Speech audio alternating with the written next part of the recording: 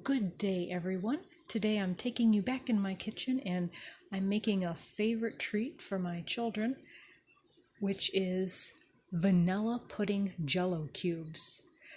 We have autoimmune in our family, so a lot of things we're not able to do. We can't do gluten, we can't do a lot of sugars and sweets, but desserts are still fun, obviously. So we came up with this. We like Jello and we like pudding, and so we ended up making our own version that doesn't hurt our tummies.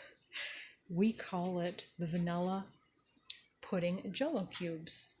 So as you can see, I'm going to be using 4 cups of water, a half teaspoon of salt. I use 8 ounces of milk powder, and for us, we like to get this goat's milk powder. Also 7 teaspoons of vanilla powder, 2 teaspoons stevia powder, and 4 tablespoons of gelatin.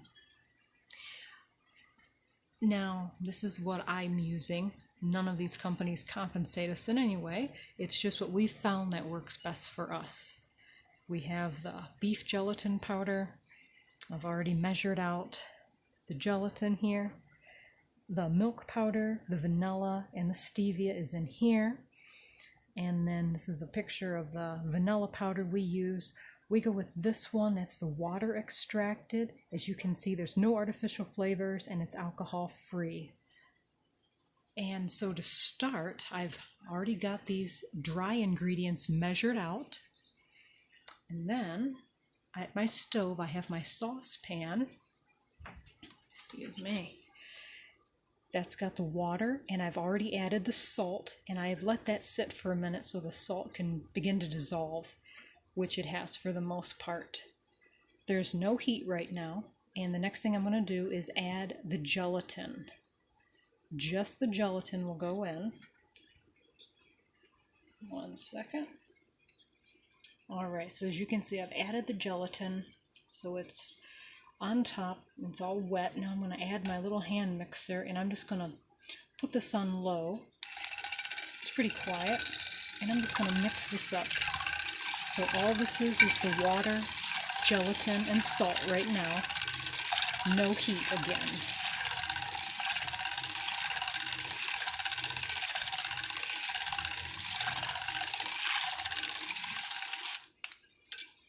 Alright.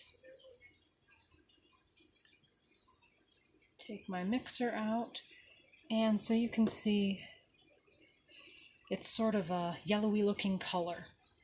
The next thing I'm going to do is turn my heat on to low and add my other dry ingredients. Alright, so I've turned my heat on and I've got my extra dry ingredients in here, which that's the milk powder, the vanilla powder, and the stevia. And I'm going to take my hand mixer and I'm going to go ahead and turn that back on low. And I'm going to start to blend this in. And I'm just going to leave that heat on low right now. And we're just going to mix this until it's all incorporated and we've got a nice liquid consistency. It should just take about a minute or so to do that. I'll be right back when it's all mixed together. Alright, we're back. As you can see, this is mostly mixed together. I do need to go around the sides to scrape because the powders will stick. So make sure, if you do try this recipe, scrape your sides. And I'm going to finish getting these clumps out. But so far we're looking good. Alright everybody, so this is all mixed in. My heat is still on, and you can see I don't have any more clumps or chunks of powder. I have a little bit of separation there. The vanilla is the yellow. So I'll give this a moment and then I will mix it in again. What I'm waiting for on this is to start seeing some steam rise. I do not want to boil this. I'm only going to leave this on the heat for roughly 3 minutes or so, just enough to see some steam coming, and then I'm going to mix it again, of course, to get everything all nice and evenly incorporated. Once I see the steam, I'm going to turn off the heat. So once it's all done and you've turned off your heat, you're going to take your saucepan and you're going to pour it into a nice glass dish. If you have a metal dish, that should work as well. I use this one. It has a lid. I do want to cover it so it doesn't develop a film when it's chilling in the refrigerator. Once that's all in there, I'm going to let it cool on my counter for just a moment. I will cover it with the lid, and then I will set that in my refrigerator and I will let it chill. Generally, I leave mine in overnight, so when it comes out the next day, this whole thing is just one big Jello pudding cube, and I take a knife and I will cut it into cubes. Here's what the finished product looks like that's already been cubed. You can cut them to whatever size or shape you would like. We make cubes here, so whatever your family enjoys, feel free.